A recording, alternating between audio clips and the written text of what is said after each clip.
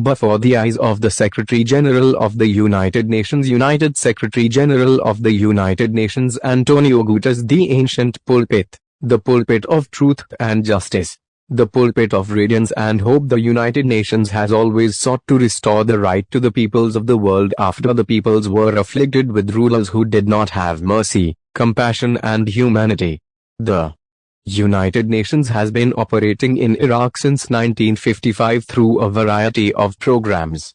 The specialized agencies established their offices in Iraq in the early 90s, while the presence of other United Nations bodies, such as the United Nations Assistance Mission for Iraq, began after 2003. Since 2007, the United Nations has gradually expanded its presence in Iraq and intends to continue expanding its operations throughout the country. The United Nations continues to be present in Iraq to respond to the needs of the Iraqi people and support their efforts to build a secure and prosperous future. Everyone knows that the International Agency of the United Nations aims to promote and protect human rights, according to the international conventions and charters stipulated in the Universal Declaration of Human Rights in 1948.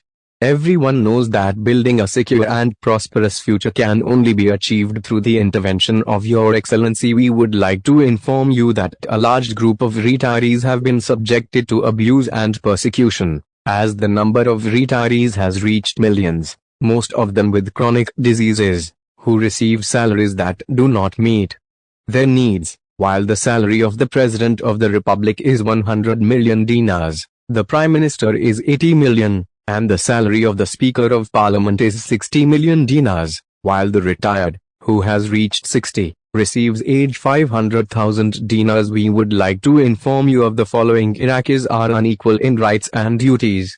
Parliament and ministries are allocated quotas to 6. On the other hand, the salaries of the Rafah camp, which is classified as a camp and not a prison, where billions of dollars were spent for them, as the United Nations learned that when it granted them asylum in various countries of the world. We also demand the abolition of pensions for members of the Interim Transitional Governing Council, who were granted imaginary salaries where their service does not exceed 30 days. These constitutional violations are far from the constitutions of the world. We, a group of retirees, appeal to Your Honor to intervene just as the United Nations intervened with its right decision to restore the state of Kuwait after its invasion by Iraqi forces and to restore dignity to the brotherly people of Kuwait.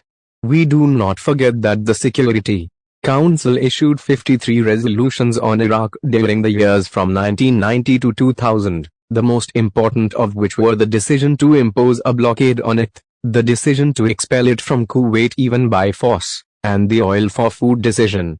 The first of these decisions was Resolution number 660, which was issued on the 2nd of August, 1990, the day of the Iraqi invasion of Kuwait. The resolution called on Iraq to leave Kuwait directly and without conditions, and then took several decisions imposing economic sanctions on it and destroying its weapons. Then the decision oil for food to ease the effects of the siege on the Iraqi people. This is the best evidence that the United Nations and the UN Security Council act wisely, rationally and humanely towards the oppressed peoples of the world. Millions of the oppressed Iraqi people who have been referred to retirement, civilians and military, are waiting for your intervention. You are the best natural and the best certain.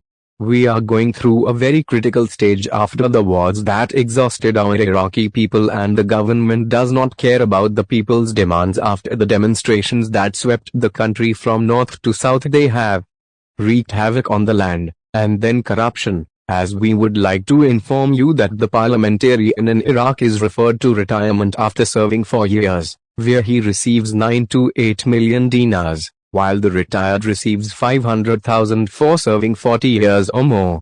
Look with your eyes that do not sleep on injustice wherever it occurs.